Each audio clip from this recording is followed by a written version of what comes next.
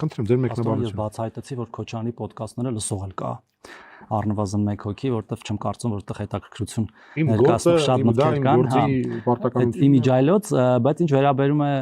սովորական մարդկանց ապրելուն, սովորական կենցաղավարությանը, կարծում եմ, այդտեղ որևէ զարմանալու բան չկա, հակառակը մենք չենք վարանում, պարզապես ցույց տալ այն, ինչ անում ենք, եթե շատ պարզ է։ Բայց անլրջացնում եք, հիմա կանդրադառնամ դրան, բայց շատ եթե պարզ եւ ամփոփ ձևակերպում չենք վարանում, ցույց տալ մեր նաեւ կենցաղը ինչ որ չափով, հա, կամ քաղաքական կենցաղը, եթե այդպես կարելի ասել, չնայած երբեմն մեր սովորական կենցաղներն ենք ցույց տալի, ուտեղ որևէ տարօրինակ բան չկա,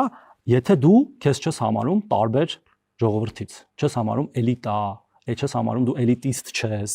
ինչպես շատ քաղաքական գործիչներ մեր ունեցած եւ դեռ չունեցած եւ հուսով եմ այդպես երբեք էլ չենք ունենա եւ դա նրանց համար շատ օտար է, հասկանում եք, իր համար օտար է, որ կարելի է օրինակ ժողովրդին նաեւ ցույց տալ քո սովորական լինելը, որտեվ պիտի միշտ այնց անսովոր լինես, չէ, բարձր լինես, անհասանելի լինես, քեզ չկարողանան մոտենալ, քեզ եթե հանկարծ մի ժողովրդական լեզվով բան անեն, անվանարկեն 10 սպանես, գլուխը ջարդես, մեռնի այդ մարդը հայտնի դեպքերով։ Դա այդ մարդկանց ուղեղում չի տեղավոր։ Դրա համար են իրենք շատ ոչ հարմար զգում, հարմարավետ չեն զգում իրանք այդ դաշտում, հասկանում եք։ Իսկ ինչ վերաբերում է լրջությանն ու անլրջությանը, գիտեք, Քոչարյանը կամ նրա նմանները չի որ պետք է խոսան լրջությունից ու անլրջությունից, երբ որ մենք տեսել ենք թե ինչպես են իրենք ոտնահարը կամ ոտնատակ տվել մեր պետական շահերը տարբեր գործարքներով եւ ոչ միայն գործարքներով, մեր ժողովրդավարությունն են ինչպես ոտնատակ տվել, այսինքն մարտի 1-ին մարդ սպանելն է, հա, լրջությունը օրինակ, թե գույք պարտքի դիմացն է լրջությունը, լուրջ գործարքա, չէ։ Հայաստանի Հանրապետության իշխանությունը ամեն օր առավոտից իրիկուն զբաղվում է իր գործով։ Առավոտից իրիկուն գիշեր ցերեկ։ Այսօր օրինակ ազգային ժողովում հարց ու պատասխան արելու լուրջ գործ է, չէ՞, թող գան լուրջ հարցեր տան, եթե կարան, որտեղ սովորաբար չեն գալիս, կամ եթե գալիս են տալիս են փոշմանում են, որ այդ հարցերը տվել են, որտեղ ստանում են անհամաչափ քաղաքական պատասխաններ, եթե ոչ քաղաքական ապտակներ, հա, իրենց տված հարցերին։ Իրանք այդտեղ են ըստ էության պարտված, եղել են պարտված եւ կմնան պարտված, որտեղ ոչ ասելիք ունեն, բացառությամբ մի հատ պլաստիկայի, որ անդադար պտտվում է եւ հոգնեցրել է բոլորին, ոչ էլ անելիք, ոչ էլ ցույց տալու բան ունեն իրենց կառավարման տարիները եւ իրանք այդ հարաբերություններում եւ լուրջ քաղաքական բանավեճի։ Վարչապետն ասում է եկեք գնանք բանավեճի։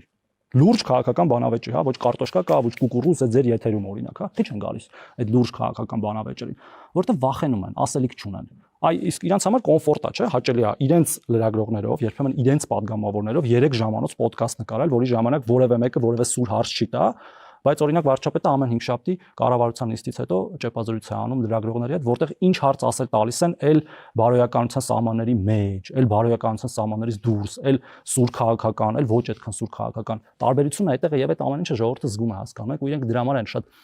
խեղճացած, որտեղ իրենք չեն կարող, իրենք այդտեղ չկան, չեն կարող խաղան այդպես, հասկանում եք։ Պարոն Թորոսյան, այ դուք ասիք, որ կենցաղն եք ցույց տալիս,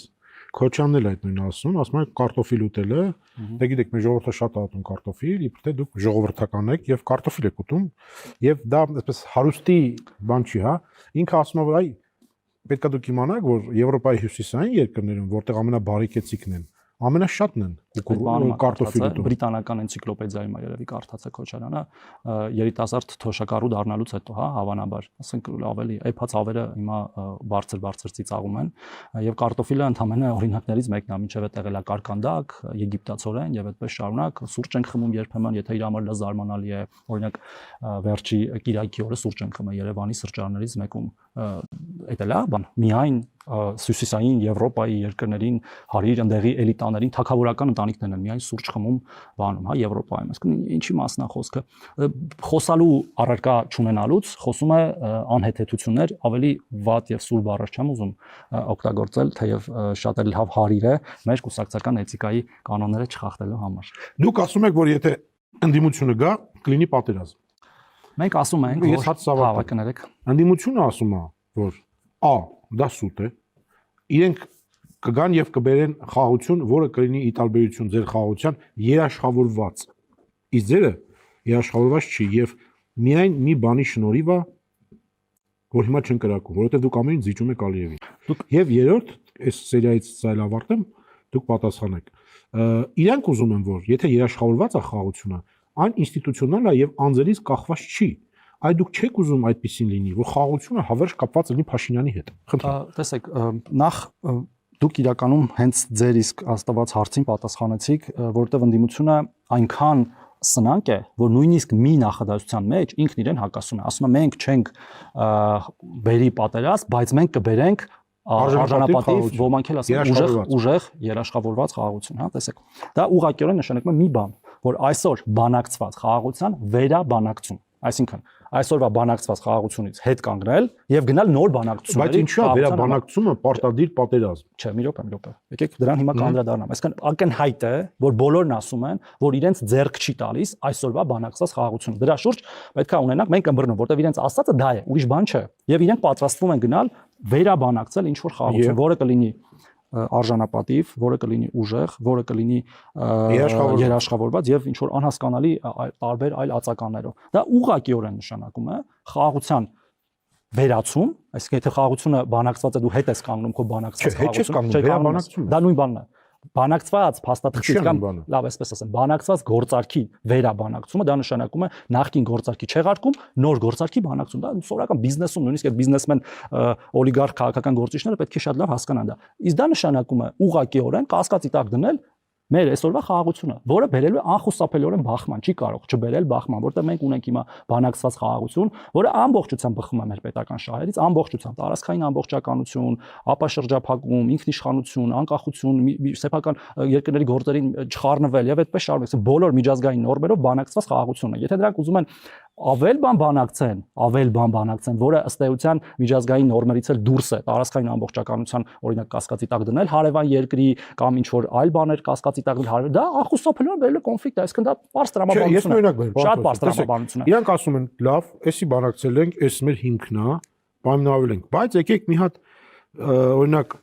սահմանազատումը հասկանանք թե որ կետից ենք սկսելու, եկեք արձանագրենք, օրինակ ինչ որ շտրիխ են ավելացնում։ Ինչա դա պատերազմ եւ հարգելի պարոն Ղազարյան, շտրիխը որն է։ Եթե սահմանազատումը կատարվում է մեր տարածքային ամբողջականության հիման վրա, վերջի իրավական ուժ ունեցող քարտեզներով, ինչ շտրիխի մասին է խոսքը։ Շտրիխը այն է, որ իրենք կասկածի տակ են դնելու։ Ուզում եք ասեք, այնց անթերի բանակցի, որ ոչ մի ավելացնելու Ես ուզում եմ ասել, որ կան բազային սկզբունքներ միջազգային իրավունքի, երկրների տարածքային ամբողջականություն, ինքնիշխանություն, անկախություն, որոնց վրա հենված է այսօր բանակցված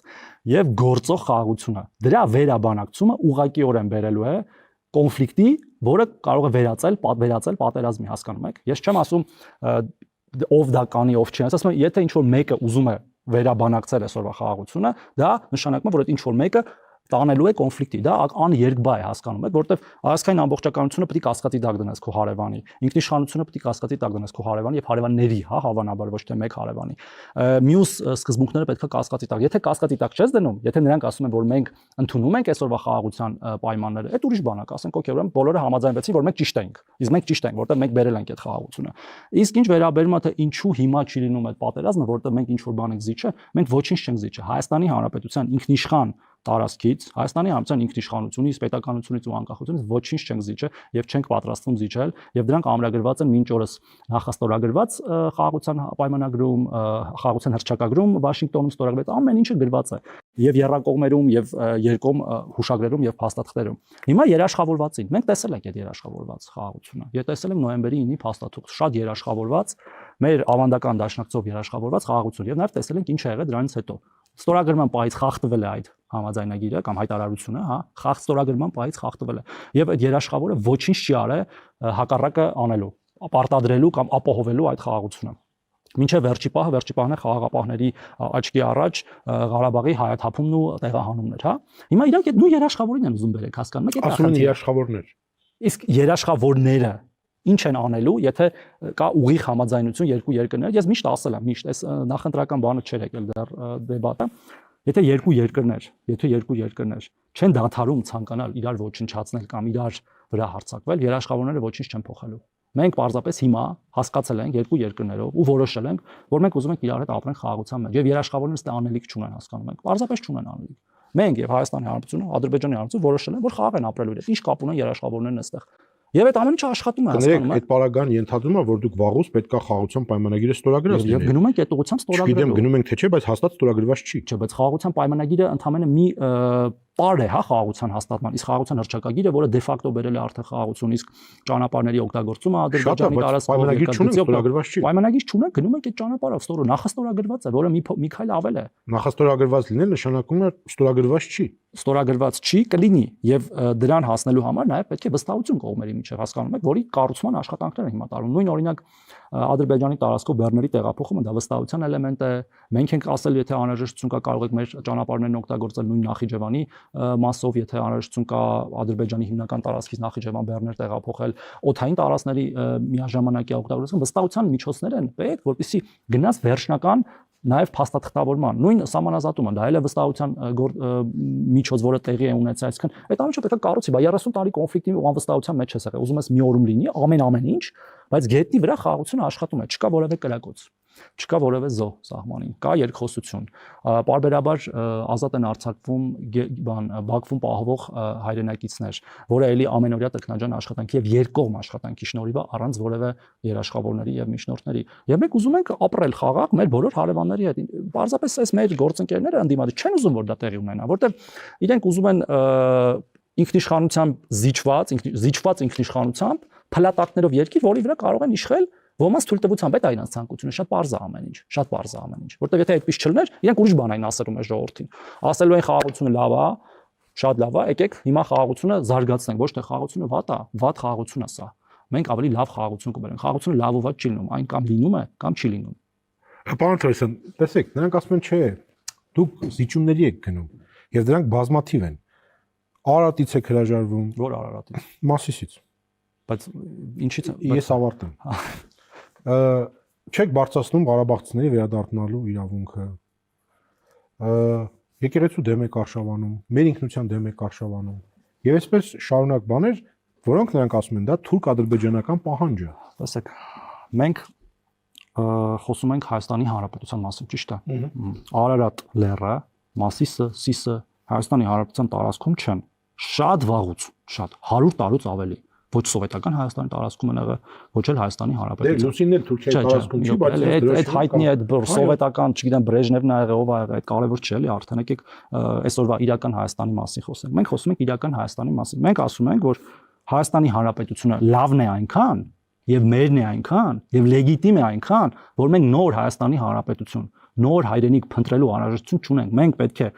մեր հայրենիքը զարգացնենք, շենացնենք, լավացնենք, ուժեղացնենք, բարեկեցիկ դարձնենք։ Շատ բարձ բան ենք ասում, շատ բարձ։ Եվ ասում ենք, որ պետքա դադարենք այլ հայրենիքներ փնտրելու մեր դարավոր, հա, քաղաքականությունը կամ մեր դարավոր իղձերը։ Մեր իղձը տեղի է ունեցել, կատարվել է մեր իղձը Հայաստանի Հանրապետությունն է։ Կենտրոնանում ենք Հայաստանի Հանրապետություն զարգացնելու վրա, որտեղ մեր երկրում այնքան շատ գեղեցիկ եւ սարեր, եւ ձորեր, եւ գյուղեր, եւ քաղաքներ եւ ամեն ինչ կա, որ մենք կարիք չունենք այլ երկրների տարածքներում գտնվող ոչ սարերի, ոչ քաղաքների, ոչ գյուղերի։ Այդ ստանդարտ հայրենասիրական բանն է, էլի կենացային հայրենասիրությունը, որը նորից ուզում են բերեն քաղաքական օրակարգ, բայց չես խափի դրանով ժողովրդի։ Ինչ վերաբերում է Ղարաբաղի ժողովրդի այդ վերադարձի իրավունքին, հա։ Հայաստանի Հանրապետությունում Հայաստանի Հանրապետության իշխանությունները զբաղվում են Հայաստանի Հանրապետության շահերով, Հայաստանի Հանրապետության։ Եվ մենք կարծում ենք, որ Ղարաբաղից տեղանված մեր հայրենակիցները իրենց համար գտել են տուն, որտեղ Հայաստանի Հանրապետությունը իր բոլոր քաղաքացիներով փորձում է իրենց համար ապահովել հնարավոր բոլոր պայմանները, որպեսզի բառիս ուղիղ իմաստով տնավորվեն, աշխատեն, իրենց երեխաներին ուղարկեն դպրոց, ստանան քաղաքացիություն, ինտեգրվել, ամբողջությամբ ինտեգրվել, ամբողջությամբ ինտեգրվել։ Եվ դրա համար ջանքեր չենք խնայում։ Վարչապետի մետրոյով 150 միլիարդ փող են ծախսել։ Վարչապետի եւ Ղարաբաղցի կնոջ երկխոսությունը մտնում է այդ ինտեգրացիայի փիլիսոփայության մեջ։ Տեսեք, ավելի շուտ ոնց որ դեզինտեգրացիայի փիլիսոփայության մեջ է մտնում։ Տեսեք, երբեմն էմոցիոնալ խոսակցություններ բոլորիս հետ էլ լինում են եւ դրան վարչապետը ինքը անդրադարձել է, բայց երբեմն նաեւ շատ դժվար է հասկանում եք զսպել էմոցիաները, երբ որ քեզ մոտավորապես ասում են այդ քո քարտեզը ինչ չի հետաքրքրում այդ ինքնիշխան Հայաստանի Հանրապետության, որը նաեւ ըստ էության տուն է դարձել այդ նույն կնոջ եւ ապահովել է ամեն ինչ այդ կնոջ համար։ Մասիրա տուն տեղ կորցրել է եւ կարա էմոցիոնալ լինի։ Բայց եղել է շատ բարձ խոսակցություն, ես ներկա եմ եղել, ես նստած եմ եղել վարչապետի կողքը, հենց կողքն եմ նստած եղել։ Վարչապետը ինչ ասեց։ Խոսում էր սովորական մեր մյուս քաղաքացիներ հետ, այն որ Քոչարյան Ռոբերտի համար տարօրինակ է, որ կարող է վարչապետը իջնի մետրո, իդեպ չպլանավորված, մենք էլ չգիտեինք, որ մետրոյով են գնալու, ու խոսում են մյուս բոլոր քաղաքացիների հետ, տարբեր։ Հերթը հասավ այս կնոջը Կինն ասեց, ես Արցախից եմ, չեմ ուզում ձեր հետ խոսեմ, վարչապետն ասեց, օքեյ, չեք ուզում խոսեք, բայց այս Հայաստանի Հանրապետության քարտեզը կարող եմ տալ երեխային, որը հեշտ փակցվում է շորին, հա։ Ու այդտեղ տենց մոտավորապես ինձ ձեր քարտեզը պետք չի, ինձ իմ քարտեզն է պետք ու վարչապետը էմոցիոնալ արձագանքեց, ինչը կարող է եւ post factum երբ որ նայում ես միգուցե ընդհանրապես չարժել մտնել այդ բանավեճի մեջ, նույնիսկ չառաջարկել այդ քարտեզը, բայց ինքը շատ ռուսերեն ասած հայերեն անվնաս քայլ է արել, հա վարչապետը ընդհանրապես առաջարկել է Հայաստանի Հանրապետության քարտեզը երեխային, որ շատ երեխաների մենք տալիս ենք եւ երեխաները հաճույքով վերցնում են, որտեղ իրենց երկիրն է, որտեղ ապրում են։ Այդ երկրի քաղաքացի են այդ երեխաներն ու կոնկրետ այս երեխան միգուցե եւ ոչ, բայց հուսով են կդառնա, հա այդտեղ որևէ վնաս տալու ինչ որ մոտիվ անգամ չէ ու ստանում է տենց պատասխան եւ էմոցիոնալ արձագանքում, որին ինքը նաեւ անդրադարձավ ներողություն խնդրեց, մենք էլ բազմաթիվ մեղադրանքներ ստացանք, թե ինչա այդքան շատ ներողություն խնդրում վարչապետ Նիկոլ Փաշինյանը։ Ես կարծում եմ, որ ուժեղ մարդուն է իհարկե հարիր նաեւ ներողություն խնդրելը այս դեպքում, բայց մենք Նաև ռոբոտ չենք, հա, երբ որ տենց խոսակցություն ա լինում, երբեմն լինում են նաև էմոցիաներ, հատկապես այդպիսի նուրբ հարցով, հա, այդ Ղարաբաղի տեղահանման, Ղարաբաղի իշխանությունների ամեն ինչ անելուն, որ այդ տեղահանումը տեղի ունենա, ու վարչապետը պարզապես պատմեց մի քիչ էմոցիոնալ ձևով, թե այդ ոնց էր, որ մոտավորապես ասում էին ինչի՞ չեք բացում սահմանը, որ Ղարաբաղցիները գան Հայաստան, հետո պարզվեց մենք ենք հայաթափել, ոչ թե հենց իրենք այնտեղի իրենց ներկայացուցիչներով կամ պարզապես ժողովուրդը ուզեցել է գալ։ Ու այդ ամեն ինչը ունեցավ այդպիսի հանգուցալուծում, որը ասում եմ բազմիցս պարզաբանվել է, իսկ ինտեգրացիան, պարոն Ղազարյան, ասենք 5200 սերտիֆիկատն ա տրված այդքան ընտանիքներին, Տուն կառուցելու։ Այո, կառուցելու կամ գնելու։ 2003 արդեն իրացված սերտիֆիկատնա, այսինքն այդ մարդիկ արդեն գնել են այդ տները։ Դա մոտ 45000 մեր հայրենակիցների մինչ օրս ամեն ամիս տրվող աջակցությունն է 30000 դրամի չափով երեխաներին, մեծահասակներին, հաշմանդամներին, դա 40 + 10000-ների ծրագիրն է, մասնակի փոխհատուցումը վարձի, որ էլի ամսական մոտ 6500 ընտանիքի տրվում է, այդ է ինտեգրացիան։ Այսինքն մենք հիմա մեր քաղաքացիներից մեղադրանքներ ենք ստանում, ես չեմ ուզում դրանք հնչեցնել, բայց երբեմն պիտի հնչեցնենք։ Որտեղ մենք Հայաստանում էլ ունենք շատ կարիքավոր քաղաքացիներ, որոնք ակնկալում են, որ պետությունը էս օգնի եւ օգնում է տարբեր գործիքներով, հա, նպաստներ, հաշմանդամության, անապահովության, բայց դա այնքան ակնառու է, որ մենք լավ ենք վերաբերվում մեր հայրենակիցներին եւ ուզում ենք, որ իրենք ամբողջությամբ ինտեգրվեն, նույնիսկ, տեսեք, քաղաքական բան եմ ասում, նույնիսկ գիտենք, որ հնարավոր է այդ քաղաքացիները մեզ չընտրեն գալիք ընտրություններում, բայց իրենց ամեն օր խրախուսում են, որ վերցնեն Հայաստանի Հանրապետության քաղաքացիություն։ Ինչ է դա, եթե ոչ մեծ ցանկություն նրանց ինտեգրելու Հայաստանի սոցիալ-տնտեսական, սոցիալ-քաղաքական, սոցիալ-մշակութային կյանքին։ Միայն դա է։ Եվ այդ գործընթացը բարեհաջող ընթանում է, մենք էլ վաղը կառավարության նիստով մի փոփոխություն ենք իրականացնելու, որ Երևանամերձ համայնքներում սերտիֆիկատի իրացման գինը բարձրացնենք 3-ից 4 միլիոն դարձնենք, որպեսզի կարողանան նաև այդ հատվածում ավելի հեշտությամբ տուն ձեռք բերել, որտեղ Երևանամերձ համայնքներում է կենտրոնացած նաև հիմնականում աշխատանքը, զբաղվածությունը եւ շատ հաճախ աշխատանքը ուղղակիորեն կապվում է բնականային սերտիֆիկատի իրացման հետ, այսինքն մենք նաև լսում ենք նրանց։ Մենք լսում ենք, ասում ենք ուրիշ փոփոխություններ կան ավելի տեխնիկական, հիմա դրանց չանդրադառնամ, բայց այս մեծ փոփոխությունը, սա միլիարդների ծախս է, միայն այդ փոփոխությունը մոտավորապես 5 միլիարդի ծախս է ենթադրում, որ վաղը պետք է ընդունենք, չհաշված որ 55 միլիարդ արդեն այս բյուջեում դրված է այդ բոլոր ծախսերի համար, այսինքն դրանք միլիարդներ են, որ ծախսում են մեր հայրենակիցների ինտեգրման վրա, ուրիշ ոչ մի բանի վրա։ Շնորհակալություն։ Ես եմ շնորհակալ։